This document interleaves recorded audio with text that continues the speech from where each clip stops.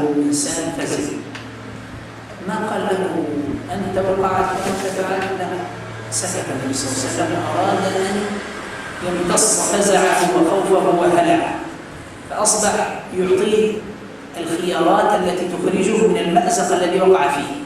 قال له هل تجد رقبة تعتقها حتى يكفر؟ هذه كفارة مغلظة، هذه تسمى الكفارة المغلظة، عتق الرقبة. فأصبح يخير أو يطرح عليه الحلول، وأصبح النبي صلى الله عليه وسلم يفتح له باب الأمل حتى يخرج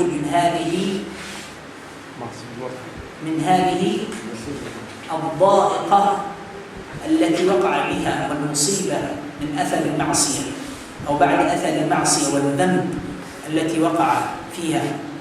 قال له هل تستطيع أن تصوم شهرين متتابعين؟ ما وجد عنده رقبة، أعطاه خيار ثاني، حل ثاني. وهذا فيه دلالة على أن المفتي أو العالم يعني يأخذ بيد المذنبين ويعطيهم بعض الخيارات. نقول له أنت ما عندك عتق رقبة، ما عندك عتق رقبة، انتهى أمرك، قضي عليك في جهنم وبئس المصير. لا، خذ بيد المذنب، خذ بيد التائب، خذ بيد من أراد التوبة والأوبة إلى الله عز وجل. لا تغلق عليه أبواب، أعطيه خيارات، انظر إلى ما يخرجه من مأزقه، لأن هذا من خلق بل هذا الفعل من حكمة النبي صلى الله عليه وسلم، وهذه سنة عن النبي صلى الله عليه وسلم. وهذا يكسبه من أراد أن يكون عالما أو مفتيا أو إماما أو طالب علم ينفع الله به عز وجل قوما، يكون رحمة على الناس، ما يكون يعني نار عليهم، يكون نور وهدى ورحمة، يأتي لهم بالرفق، ما يأتي لهم بالشدة. أنت ما صليت، أنت كافر، أنت وقعت في نهار رمضان، رحمك الله، في جهنم وبئس المصير. لا، تعال، عندك عتق رقبة؟ ما عندي. طيب عندك صيام شهرين؟ هكذا. ثم قال النبي صلى الله عليه وسلم فهل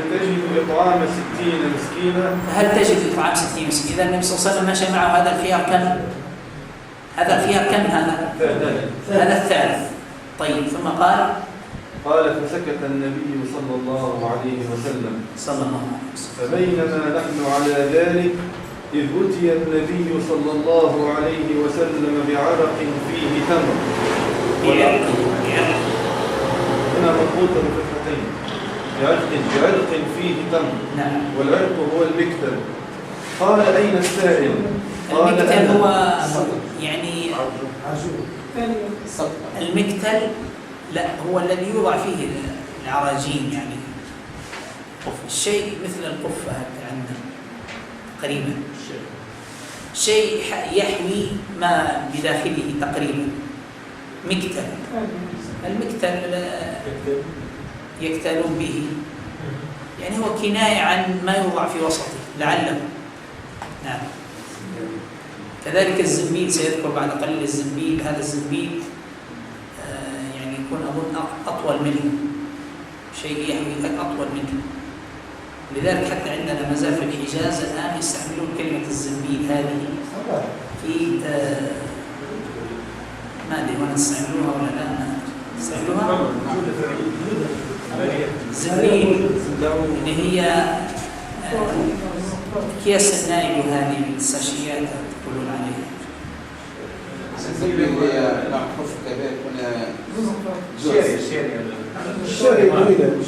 المهم هي شيء يحوي فيه الإنسان أشياء نخرج منها. نعم. هي ربما تتعدد الأسماء، لكن المضمون واحد إن شاء الله. هو شيء يوضع فيه ويحمل بعض الأشياء، منها التمر أو الدقيق أو أي شيء من الأغراض، يعني من الأنواع. نعم. قال أين السائل؟ قال أنا. قال خذ هذا فتصدق به. فقال أعلى أفقر مني يا رسول الله؟ فوالله ما ألم بين ترى أن الصحابي جاء خائفا فزعا وأفخر أهل المدينة. نعم. فوالله ما بين لابتيها نريد الحرتين أهل بيت أفقر من أهل بيتي. فضحك النبي صلى الله عليه وسلم حتى بدت أنيابه ثم قال أطعمه أهلك. رواه البخاري ومسلم. ومن يتق الله يجعل له مخرجا ويرزقه من حيث لا يحتسب. صدق الله ومن أصدق من الله حديثا. نعم. فجاء خائفا فزعا هاربا من الذنب ورجع إلى أهله فرحا مسرورا وتاب الله عليه. اللهم اجعلنا ممن تاب عليه وممن محوت ذنوبه يا رب العالمين. هذا الحديث لعلنا نطيل النفس في شيء ما انه تنبني عليه احكام ولا بد علينا ان نقف مع الاحكام. اما الحديث الباقي والشيء من الان انها يسيره حتى لا يعني تستغرق المجلس وكأن بنوع الإفطار قليل ولعل الأذهان صرفت إلى أشياء أخرى، لكن يعني البقاء مع حديث رسول الله صلى الله عليه وسلم أعظم من الأشياء أخرى سنذكرها إن شاء الله، والشيوخ مننا سنذكرها بعد هذا المرة إن شاء الله.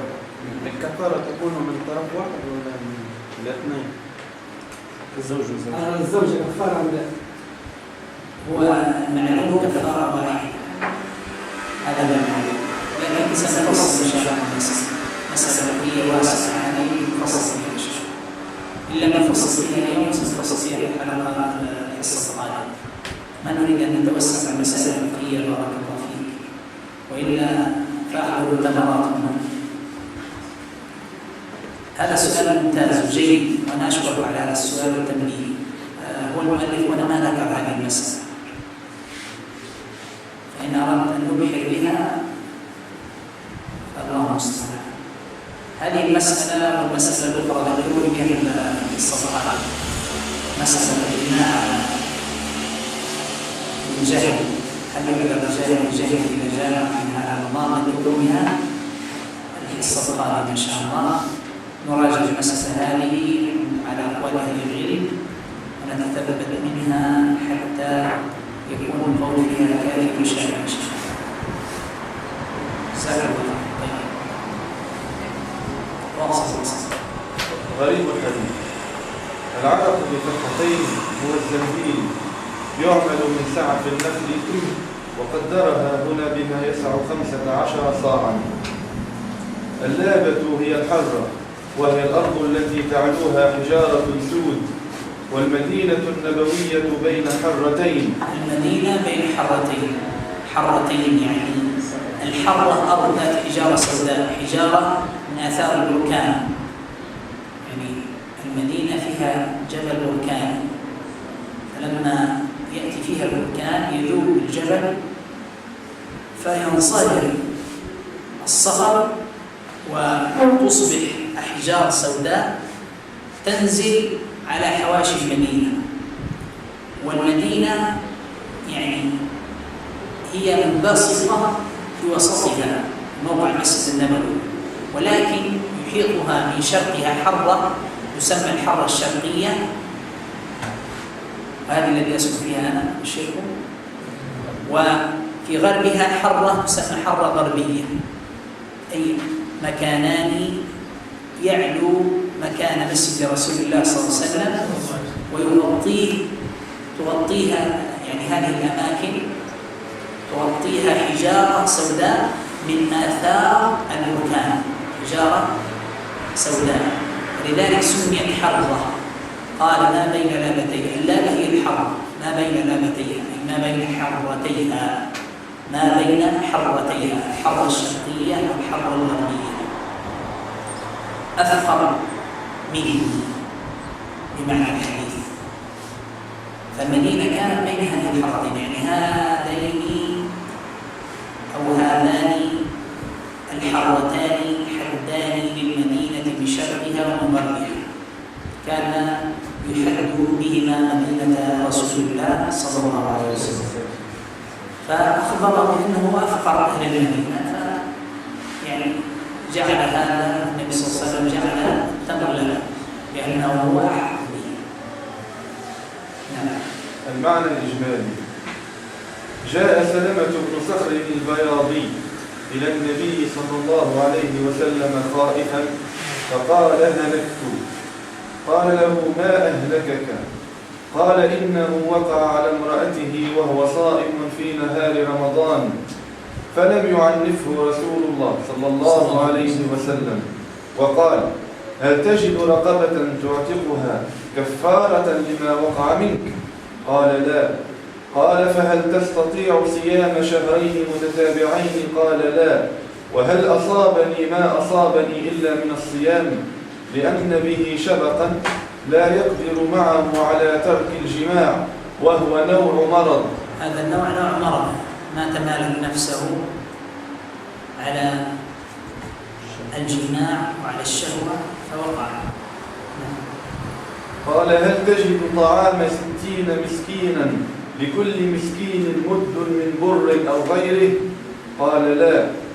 فسكت عنه النبي صلى الله عليه وسلم ومكث، وإذا بأحد من الصحابة على عادتهم جاء إلى النبي صلى الله عليه وسلم بزنبيل من تمر يسع 15 صاعا ليتصدق به النبي صلى الله عليه وسلم، فقال: أين السائل؟ قال: أنا. قال: خذ هذا التمر فتصدق به ليكون كفارة على ما اقترفت من الإثم. فما كان من الرجل الذي جاء خائفا مبهوتا بعد أن وجد عند رسول الله صلى الله عليه وسلم الأمن والطمأنينة إلا أن طمع في فضل الله تعالى على يد أرحم الناس بالناس، فقال: أتتصدق به على أفقر مني يا رسول الله؟ ثم أقسم أنه ليس في المدينة أحد أفقر منه لما يراه من شدة الضيق عليه. عند ذلك تعجب النبي صلى الله عليه وسلم من حاله، كيف جاء خائفا يلتمس السلامة فرجع آمنا معه ما يطعمه أهله، ثم أذن له بإنفاقه على أهله، فصلوات الله وسلامه عليه. صلى الله عليه وسلم. اختلاف العلماء. بالنسبة للكفارة فهي كما جاءت في الآية، كما جاء في الحديث السابق الذي قرأنا بارك الله فيه. الكفارة هي على الترتيب هذا الذي يظهر به الله أعلم، أن الكفارة على الترتيب، لأن هناك قاعدة: إن جاءت الكفارات بالفاء فهي على الترتيب، فمن لم يجد فصيام شهرين متتابعين، فمن لم يجد فإطعام 60 مسكينا. والفاء تقتضي الترتيب والتعقيب. إذن من فوائد الفاء في اللغة أنها تقتضي التعقيب والترتيب. ما وجدت هذا فاذهب إلى الآخر. أما الكفارات التي هي على التخيير فتكون بالأول، كما ذكر الله سبحانه وتعالى في كفارة الحاج الذي أصابه الأذى، قال: ففدية من صيام أو صدقة أو نسك، أي ذبح فدية في حرم مكة في القرآن الحرام. فالحاج هنا مخير من هذه الثلاث: إما يصوم 3 أيام، وإما يطعم 6 مساكين. فدية من صيام أو صدقة، هي الصدقة هي الإطعام، أو يذبح، مخير، كل بقدر استطاعته، فاتقوا الله ما استطعتم. أما هنا الآية هذه والحديث هذا فهو على الترتيب، وسنذكر الآن خلال أهل العلم، لكن أنا أذكر لكم الذي يظهر لي وهو الأقرب للصواب والله أعلم، وهذا من الله عز وجل. نعم. اختلاف العلماء. يرى عامة العلماء وجوب الكفارة على من جامع متعمدا، واختلفوا في الناس. هذا متفق عليه يعني من جامع متعمد وقع في الذنب وعليه التوبة والنصوح والكفارة، لكن بقي الناس. وتقدم أن الصحيح أنه ليس عليه كفارة. إذا الصحيح من أهل العلم أن الناس، الصحيح من أقوال أهل العلم أن الناس وجامع وهو ناس ما عليه كفارة، إنما أفطر والحديث عنه، وهذا نادر أن يجامع الإنسان وناس، نادر، ولكن من باب يعني العلم بالشيء والتفقه به. واختلفوا هل وجوب الكفارة على التخيير أو على الترتيب، فذهب مالك وأحمد في إحدى الروايتين عنهما إلى أنها على التخيير، لما في الصحيحين عن أبي هريرة أن رجلا أفطر في رمضان فأمره النبي صلى الله عليه وسلم أن يكفر بعتق رقبة أو صيام شهرين متتابعين أو إطعام 60 مسكينا، وأوجب تخييره. وذهب الجمهور من العلماء كالشافعي وأبي حنيفة والمشهور من مذهب أحمد والثوري والأوزاعي إلى أنها على الترتيب، مستدلين بحديث الباب، وجعلوا حديث التخيير مجملا يبينه حديث الترتيب ليحصل العمل بهما جميعا. ولو أخذ بحديث التخيير لم يمكن العمل بحديث الترتيب مع أن كلاهما صحيح. يعني هنا يقول الجمهور أن لو أحد أخذ بحديث التخيير وأن هذه الكفارة على التخيير أصبح الأمر يسير. من وقع يطعم 60 مسكين، من وقع على أهله في نهار رمضان يطعم 60 مسكين، ولو قدر ميسور الحال 60 مسكين هذا يطعمه فيه دقائق من العبادات. فإذا هي على الترتيب. لماذا؟ لأنها كفارة مغلظة، كفارة مغلظة. عتق رقبة، ما في عتق رقبة، صيام شهرين أو صيام شهرين كثير.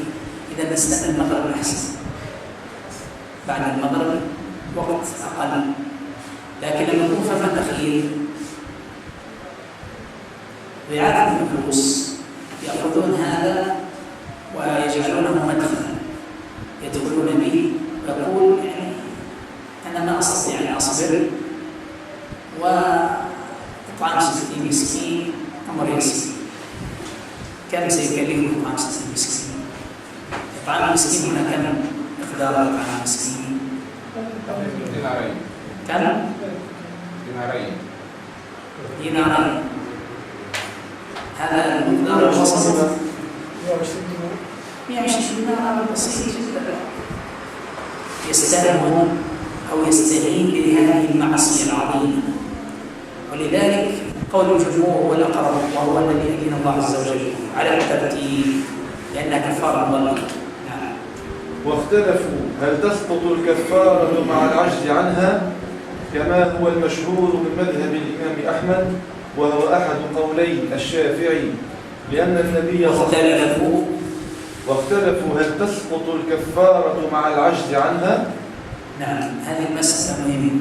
هل تسقط الكفارة إذا عجز المذنب عليه، يعني إذا عجز المذنب من أداء الكفارة أو من فعل الكفارة بعتق رقبة أو صيام شهرين وإطعام 60 مسكين، هل تسقط عنه إن كان مقصر؟ هذه مسألة سنأخذها مع المؤلف. كما هو المشهور من مذهب الإمام أحمد وهو أحد قولي الشافعي، لأن النبي صلى الله عليه وسلم رخص للرجل أن يطعم التمر أهله ولو كان كفارة عنه ما جاز ذلك. وذهب الجمهور إلى أنها لا تسقط بالإعسار. إذن القول الأول فهموا بفعل النبي صلى الله عليه وسلم أن النبي صلى الله عليه وسلم أسقط الكفارة عن هذا الصحابي. فهموا أنه ما جاء تصريح بالحديث، النبي صلى الله عليه وسلم قال سقط عنك، وإنما سكت النبي صلى الله عليه وسلم، ففهموا أن الكفارة أسقطت عن المذنب بفعل النبي صلى الله عليه وسلم وإعطائه التمر له. لكن الأظهر والذي ذهب إليه الجمهور هو أن الكفارة لم تسقط عنه كما سيوضح المؤلف، وأن النبي صلى الله عليه وسلم كفر عنه، فإذا كفر عنه شخص آخر فله أن يأكل مما كفر عنه. يعني مثلا عبد السميع، في أحد ما أسمع عبد السميع؟ لا الحمد لله. عبد السميع وقع في الذنب وجاء، لا يعني عبد السميع، كلنا عباد السميع، لكن عبد السميع هذا يكون لشخص معين نكر مقصود غير من الإنسان ما تعرفه ما تقول له يا عبد الله، أنا تقول يا عبد الله.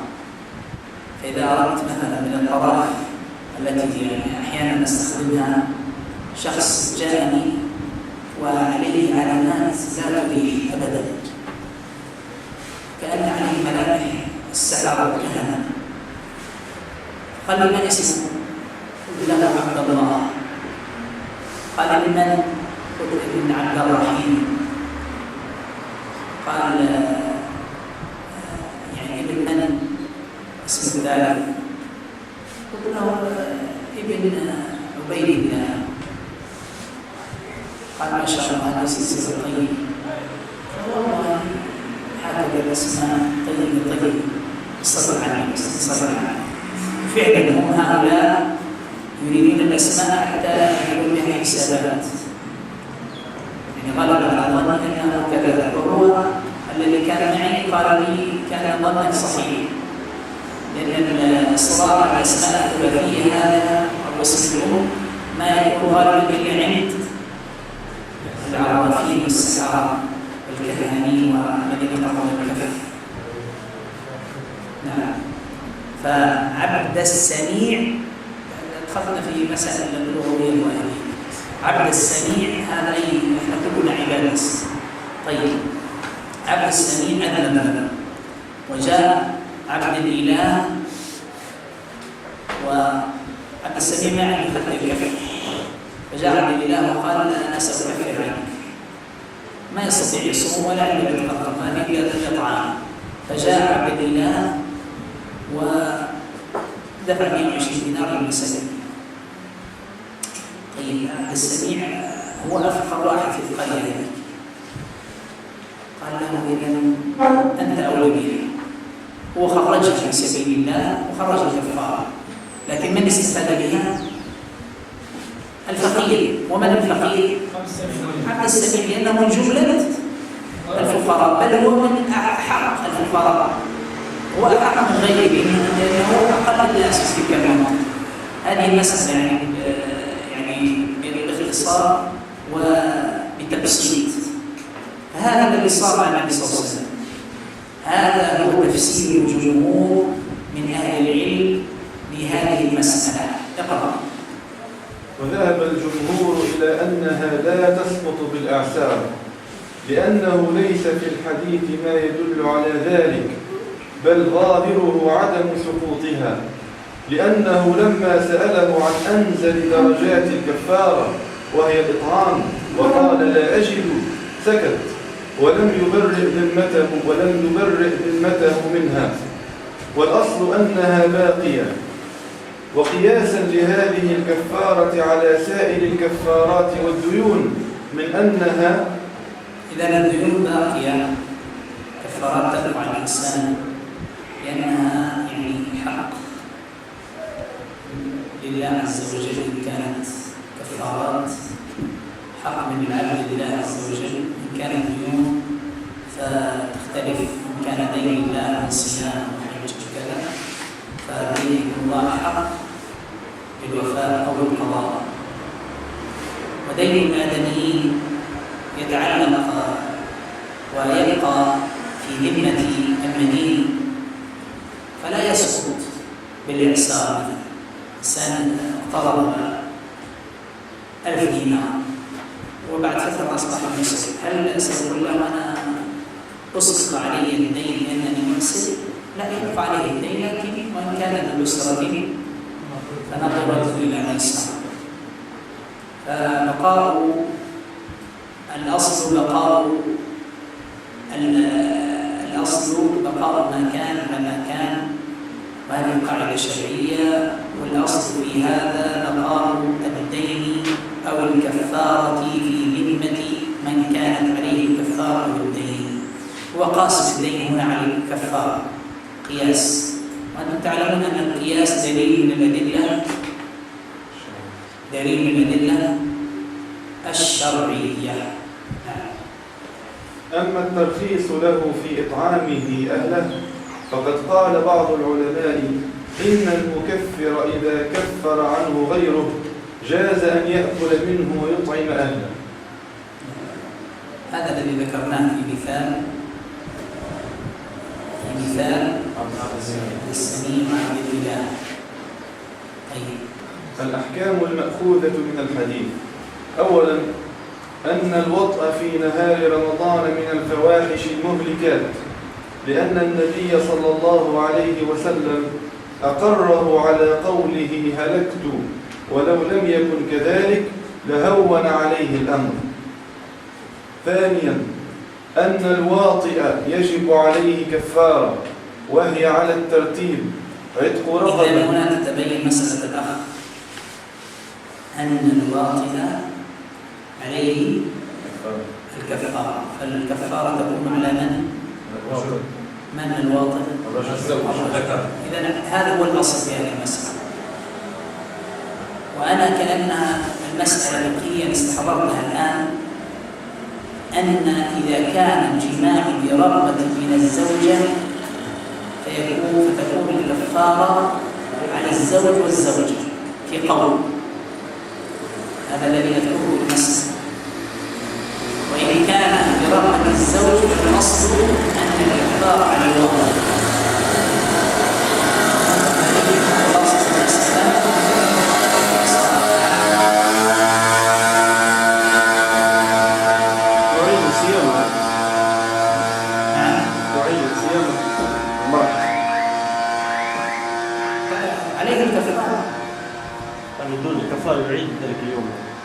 طبعا ذلك اليوم ما يحسن، يتوب إلى الله عز وجل ويعيد ذلك اليوم عليه كفارة.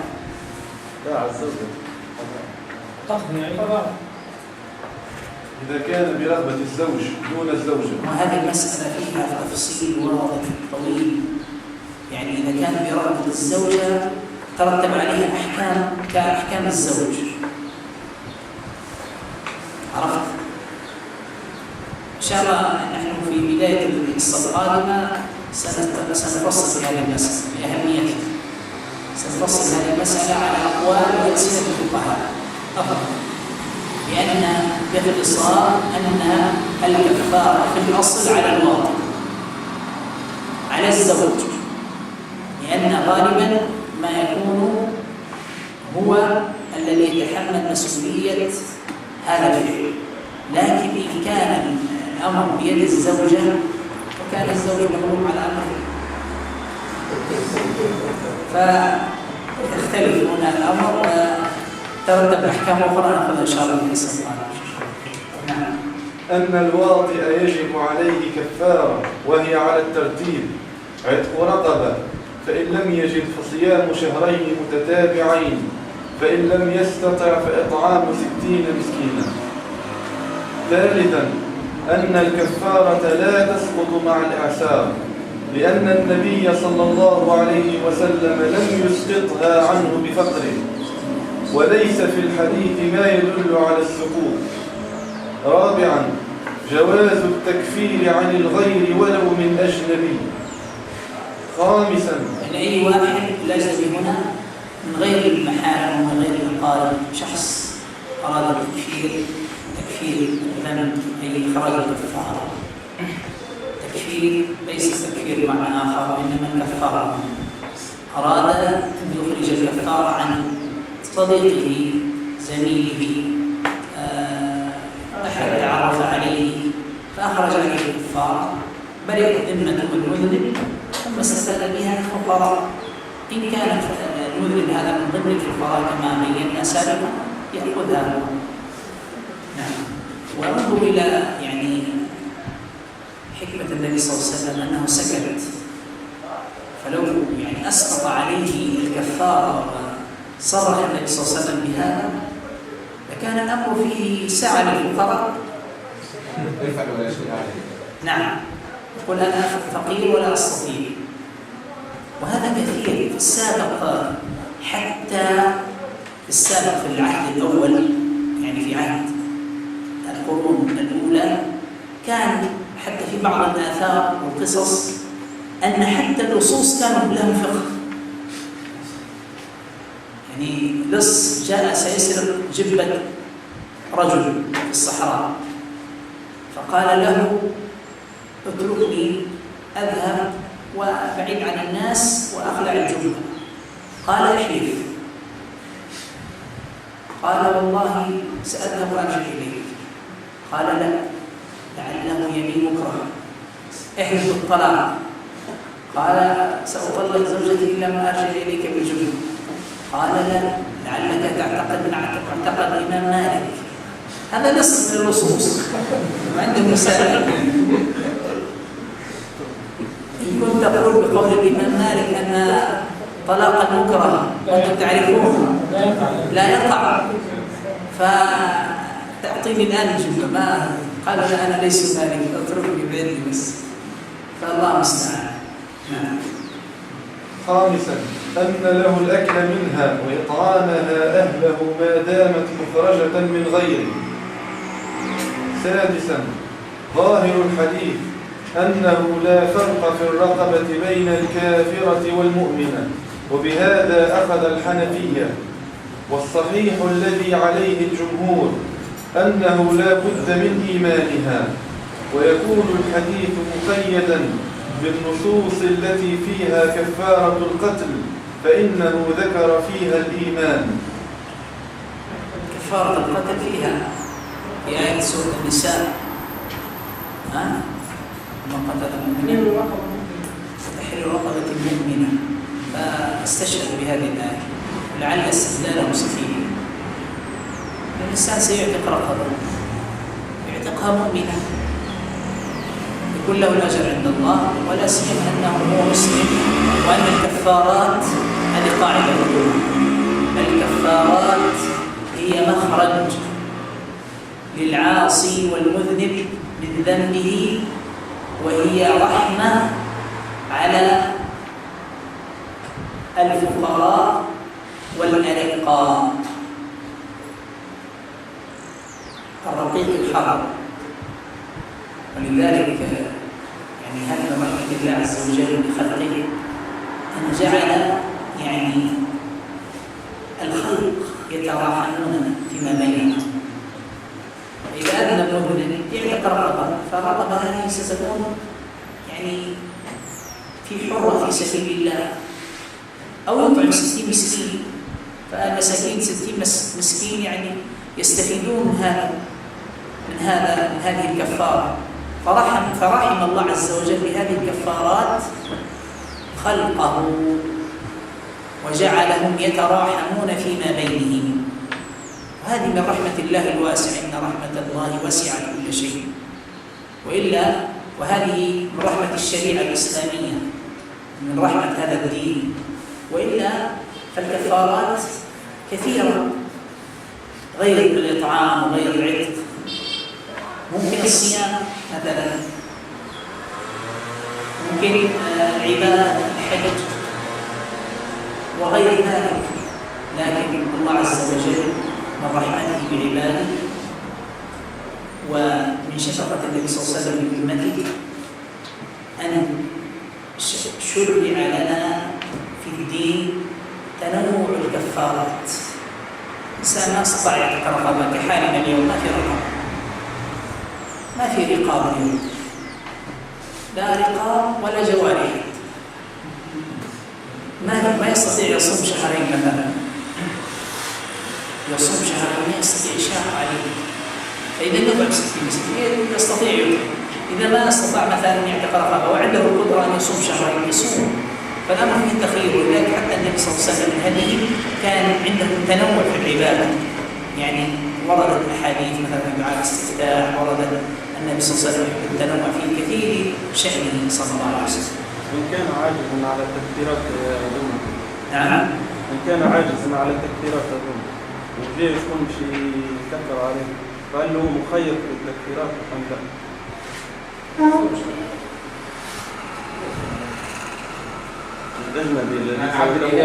يعني ما له تكفير، الذي يظهر ما له تكفير إلا الإطعام أو العتق.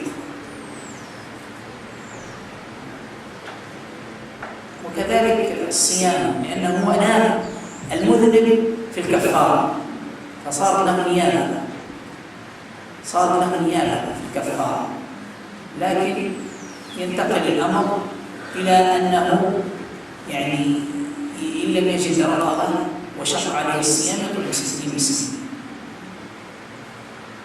وغالبا في هذا الزمان الإطعام، لأن الصيام يشق، فيه مشقة كبيرة، يعني سواء من حيث الجهد أو من حيث يعني ارتباط الإنسان مثلا بالأعمال في دوائر حكومية أو في غيرها، ما يستطيع يصوم 60 يوم متتابعة، فيها مشقة. والدين يسر، والمشقة تجري بالتيسير، الإطاعة المشقة تجري بالتيسير، فإذا شق عليك شيء الدين ييسر لك شيء آخر. يريد الله بكم اليسر ولا يريد بكم العسر، ما يريد الله إلا عليكم الحق. الذي يظهر أن الكفارة يعني تكون له بالنيابة، والعتق هذا شيء مستحيل في هذا الزمان. وصيام الشهرين يشق على كثير من الناس، فإذا أغلب الكفارات في هذا الزمان 60 مسكين.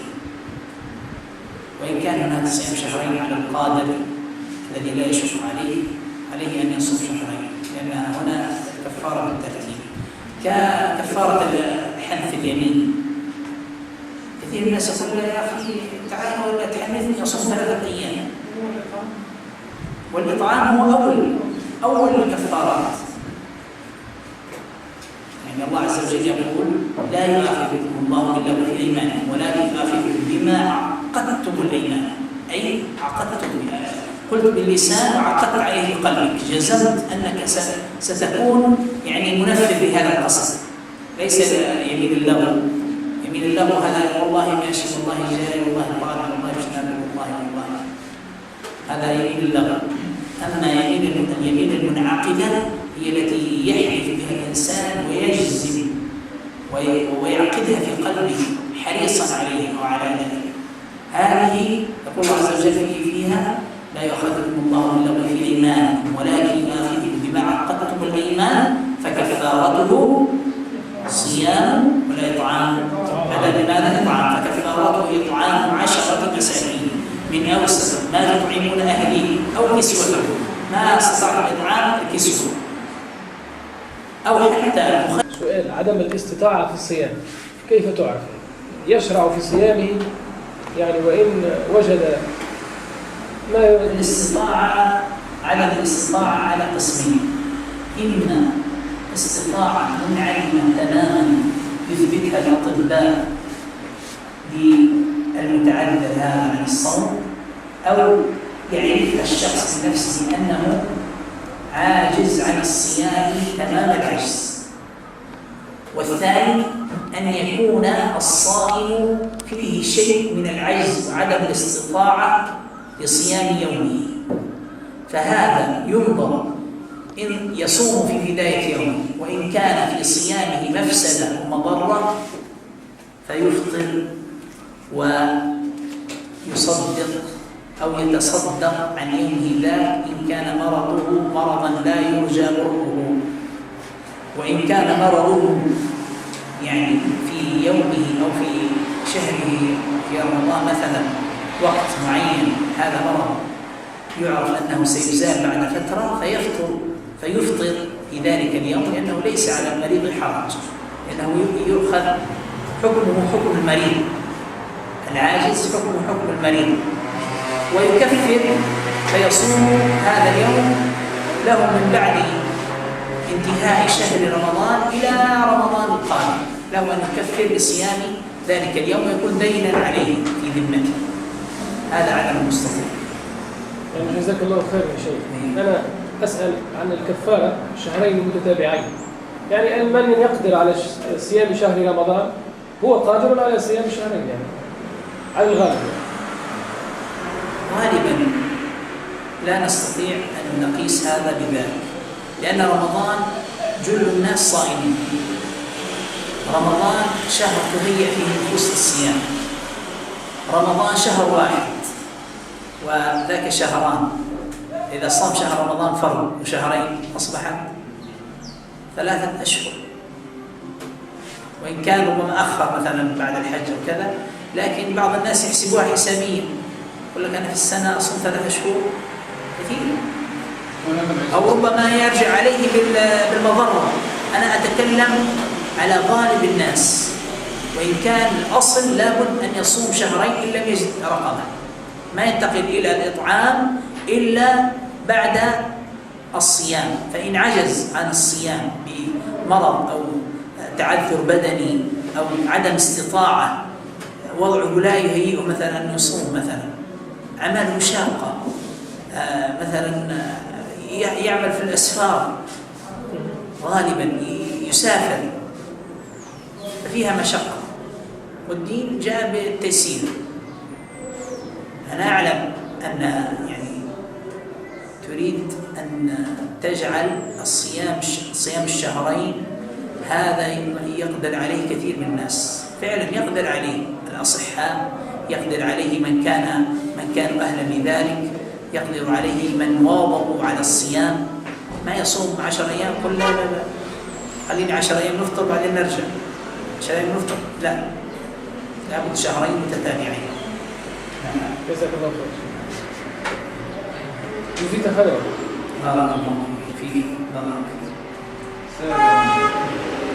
حسن خلق النبي صلى الله عليه وسلم وكرم الرفادة عليه، حيث جاءه هذا الرجل خائفا وجلا فراح فرحا معه ما يطعم منه أهله. ثامنا أن من ارتكب معصية لا حد فيها ثم جاء تائبا نادما، هذه المعصية هي حد، والحد ما هو فرقناها، الحد هو التعزير. الحد هي العقوبة التي نص عليها الشارع الحكيم جل جلاله. حد السرقة قطع اليد، حد المحارب قطع يد ورجل الخلاف، الزاني البكر بالجلد، الزاني الثيب الذي هو قد أقسم يعني المقسم، الرجل. هذه الحدود عقوبات ثبتت في الشرع. أما التعزير فيعني ولي الأمر أو القاضي هو الذي يحدد هذه العقوبة. ممكن 400 جلدة يقول هذا مثلا مفسد لابد أن يؤدب، أو 80 جلدة أو 20 جلدة لشاب مثلا عاصي أذى الناس، فيقدر القاضي العقوبة بتقدير تليق بالمذنب. هذا التعزير، يعزز يعني عقوبة بتقدير.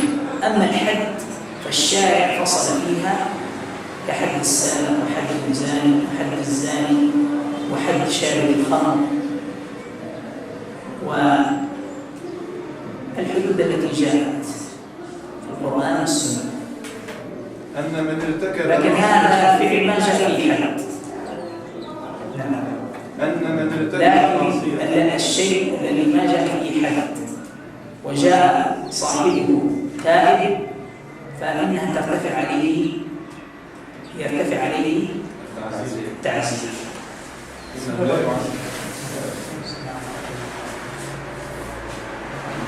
باب الصوم في السفر.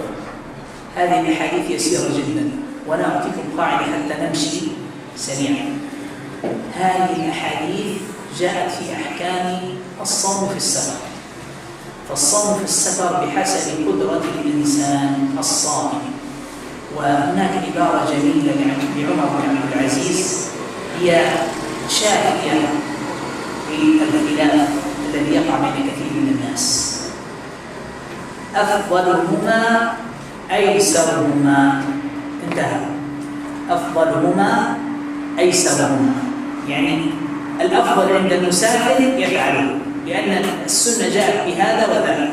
وإن كانت الرخصة بالإفطار، إن الله يحب أن تؤتى كما يحب أن تؤتى عزائم. فالرخصة فيها تطبيق لشيء يحبه الله عز وجل وشيء فعله الرسول صلى الله عليه وسلم في بعض الأسماء. فهذا باختصار. أفضلهما أيسرهما، لا تتوسع في هذا الخلاف بالنسبة للصوم في السفر. نعم. الآن سنقرأ ونواصل القراءة، لأن هذه الحديث يعني نتعلم منها من حيث القراءة. نعم. السادسة 42 دقيقة. واصل. عن عائشة رضي الله عنها أن حمزة بن عمرو الأسلمي قال للنبي صلى الله عليه وسلم: أأصوم في السفر؟ وكان كثير الصيام. قال: إن شئت فصم وإن شئت فأفطر. المعنى الإجمالي: علم الصحابة رضي الله عنهم أن الشارع الرحيم ما رخص في الفطر في السفر إلا رحمة بهم وإشفاقا عليهم، فكان حمزة الأسلمي عنده جلد وقوة على الصيام، وكان محبا للخير كثير الصيام رضي الله عنه، فسأل رسول الله صلى الله عليه وسلم: أيصوم في السفر؟ فخيره النبي صلى الله عليه وسلم بين الصيام والفطر، فقال: إن شئت فصم وإن شئت فأفطر. لأنه خير النبي صلى الله عليه وسلم الصحابة. المسألة فيها تخيير فيها سنة، لا نضيق ما وسعه رسول الله صلى الله عليه وسلم. بعض الناس يقول: لا صم يا أخي، صم. وضع الصحابة مع الرسول غير، كان بالإبل ويفعلون، أما الآن سيارات وكذا وأشياء معينة. لا، الأمر واسع، والشريعة هذه صالحة لكل مكان وزمان. نعم. عن أنس بن مالك رضي الله عنه قال: كنا نسافر مع رسول الله صلى الله عليه وسلم فلم يعب الصائم على المفطر ولا المفطر على الصائم. رواه لم يعب الصائم على المفطر ولا المفطر على الصائم، يعني ما عاب أحد الآخر. الأمر فيه ساعة وفيه يسر وفيه يعني رحمة من الله عز وجل، وما دام الأمر يسير فلا نضيق، لأن التنطع ليس من الدين. هلك المتنطعون. لا يكون الإنسان يضيق على كل صغير وكبير. لا يحدد المسافات. المسافر الرخصة يعني المسافة. طبعا لا يكون المسافر إلا بمقدار معين، وبعد هذا المقدار المعين في سفره يستطيع أن يأتي بالرخص. أما الإنسان مثلا مسافر 30 كيلو ويقول أنا مسافر فأفطر، لا. مقدار السفر هو ما بين 70 إلى 80 كيلو متر تقريبا. بعدها يصبح الإنسان مسافر. أما ما دام أقل من هذا المقدار في المسافة فهو لا يعتبر مسافر، فهو لا يعتبر مسافر ولا تنبني أو لا تنبني عليه أحكام المسافر، ولا يفعل ما للمسافر فعله والترخص به من الصيام، من الإفطار في رمضان، أو المسح على الخفين، أو القصر والجمع في الصلوات. عن أبي الدرداء رضي الله عنه قال: خرجنا مع رسول الله صلى الله عليه وسلم في شهر رمضان في حر شديد، حتى إن كان أحدنا ليضع يده على رأسه من شدة الحر، وما فينا صائم إلا رسول الله صلى الله عليه وسلم وعبد الله بن رواحة. رواه البخاري ومسلم. هذا الحديث يعني في هذه السفرة صام النبي صلى الله عليه وسلم وكان معه عبد الدرداء رضي الله عنه، وصام مع عبد الله بن رواحة، كلهم أفطروا إلا النبي صلى الله عليه وسلم وعبد الله بن رواحة. ونحن ذكرنا أن النبي صلى الله عليه وسلم في الأمور الواسعة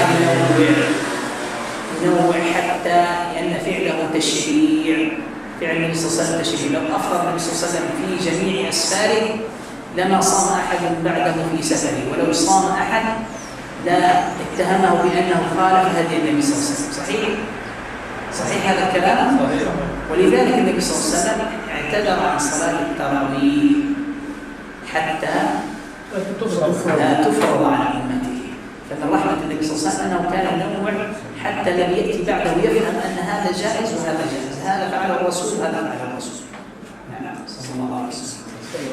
عن جابر بن عبد الله رضي الله عنه قال: كان رسول الله صلى الله عليه وسلم في سفر، فرأى زحاما ورجلا قد ظلل عليه، فقال النبي صلى الله عليه وسلم كان في سفر في أحد السفر، رأى زحام ناس فيه حول العين وصام، يرى ما لا حل به، ماذا أصاب. نعم. فقال: ما هذا؟ قالوا: صائم. قال: ليس من البر الصيام في السفر. رواه البخاري ومسلم. وفي لفظ لمسلم: عليكم برخصة الله التي رخص لكم. تبين في هذا الحديث النبي صلى الله عليه وسلم. الحديث الذي قبله حديث الدرداء يعني صام النبي صلى الله عليه وسلم لأنه كان عنده القدرة على ذلك. وفي هذا الحديث النبي صلى الله عليه وسلم يعني قال: ليس من البر الصوم في السفر. فعلم أن هذا الذي يصيب ما كان عنده القدرة على الصيام، فكأن النبي صلى الله عليه وسلم يقول: الذي ليس له القدرة على الصيام فليس من البر أن يصوم. هذا كأنه قول النبي صلى الله عليه وسلم. وبهذا يفهم من كلامه صلى الله عليه وسلم أن الصيام في السفر بقدر استطاعة الصائم، فإن قوي على ذلك صام، وإلا الأولى الإفطار لأنها رخصة، والله يحب أن تؤتى الرخصة. وإن بدأ الصيام هل يفطر من عجز عن إكمال يومه؟ إذا كان مسافر يفطر، إذا بدأ الصيام ونوى الصيام ثم سافر وفي سفره ما استطاع يواصل يفطر، لأنه ليس البر الصوم في السفر. شيخ سؤال، يعني إذا كان إنسان مسافر مثلا إلى تونس العاصمة 200 كيلو، هل يفطر إلا بعد 80 كيلو أو انطلاق من بداية السفر يعني؟ لا، هو ما دام ذاهب ومقدار السفر تجاوز المقدار المصرح به في أحكام المسافر فإنه يستطيع الإفطار حتى بعد. المهم أنه يخرج خارج بنيان المدينة، يعني هو ما يكون في وسط المدينة وما زال ويبدأ يفطر، ما يفطر إلا إذا تأكد تحقيق سفره، يعني إذا تأكد سفره بالتأكيد واضح، وما يكون التأكيد بسفره إلا عند مفارقته للبنيان. بدأ خارج المهدية وتوكل على الله إلى تونس 200 كيلو متر، فإذا أراد أن يفطر فله ذلك، فربما وصل 15 كيلو طائر يمكن السفر تعطل السيارة أو هو مسافر، هو خرج ونوى السفر أصبح مسافر. حتى 10 كيلو يرجع. هو خرج بنية السفر. نرجع هنا إلى الحديث في الأصل إنما الأعمال بالنيات. هو سافر وخرج بنية السفر ثم صار له طارئ، فهو يبقى حكم على ما هو عليه. يعني أفطر، بدأ في إفطار وصار له طارئ رجل، طبعا هذاك اليوم لا بد أن يقضيه، فيعني نقض ذلك اليوم فيفطر في ذلك اليوم، لكن لا يتظاهر بهذا أمام الناس. طيب يا شيخ، لا يتظاهر بالفطر أمام الناس حتى لا تكون مفسدة. إذا كان ماشي لتونس وأنت سافرت يدوم 3 أيام، يوم سفر ويوم يبقى فيه في تونس لقضاء أمور ويوم يرجع فيه، هل إنه 3 أيام استطاع يفطرها ولا أنه إلى اليوم الأول والثالث؟ يستطيع يفطر 3 أيام؟ يستطيع، لكن هذا يعني حتى لا تقع مفسدة. أولا لا يفطر أمام الناس حتى لا يستهين الناس بهذا ويظن أن هذا المفطر ليس ما يعرف أنه مسافر فيستهين بهذا. ثانيا أن يكون الإفطار يعني من باب فعل الرخصة أو عدم مقدرة على الصيام.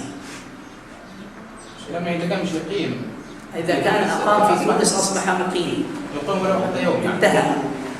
إذا هو نوى الإقامة 3 أيام بلياليهم فهو أصبح مقيم في تونس. أول ما يصل تونس يقف، أحكام السفر تتوقف عليه.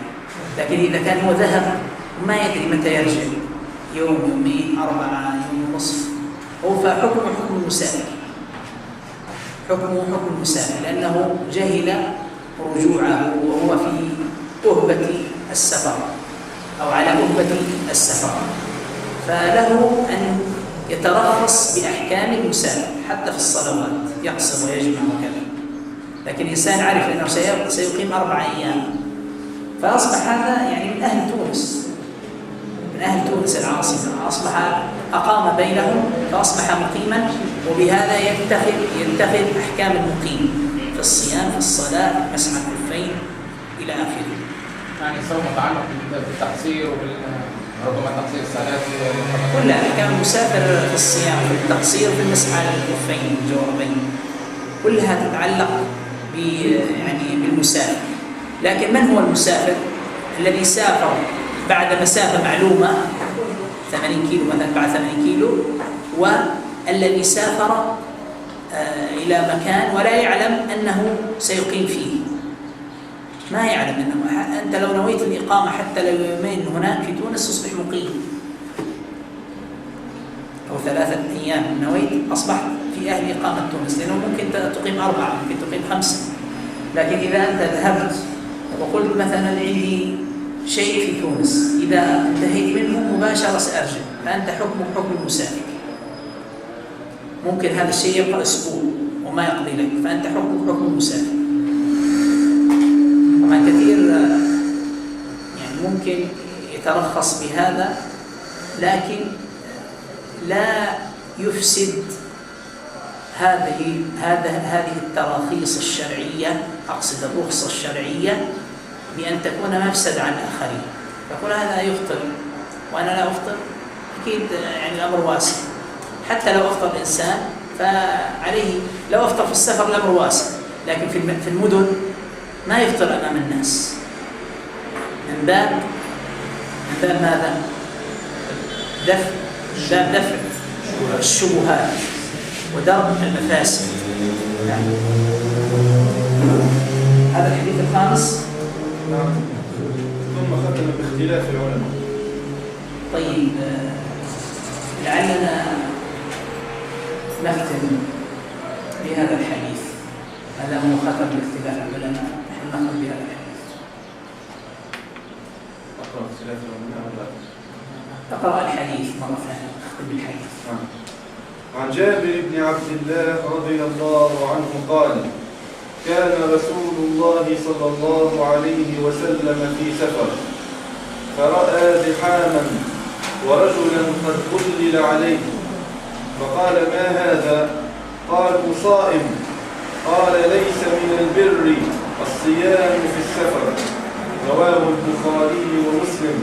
وفي لفظ لمسلم عليكم برخصة الله التي رخص لكم. اختلاف طويل. نعم في شيء مكتوب. إذا نتركه إلى الحصة القادمة. نسأل الله أن يغفر لنا ذنوبنا ويستر قلوبنا ويفرج همومنا وينفس كروبنا وينفس كرباتنا وأن يجعلنا ممن قبلهم في رحمته وممن ظلهم تحت ظل عرشه يوم لا ظل إلا ظله وممن كتبهم في هذه الساعة في دار كرامته. اللهم اغفر لنا أجمعين. اللهم اجعلنا ممن ابيضت وجوههم يوم القيامة. اللهم اجعلنا ممن فقهتهم في الدين وعلمتهم التأويل. اللهم إنا نشكرك شكرا كثيرا على نعمك الكثيرة وآلائك الجزيلة. نحمدك ربنا وإلهنا حمدا يليق بجلالك وعظيم سلطانك، ونسألك بمنك وكرمك ألا تحرمنا هذه المجالس وألا تحرمنا صحبة هذه الرفقة الطيبة، إنك سميع الدعاء.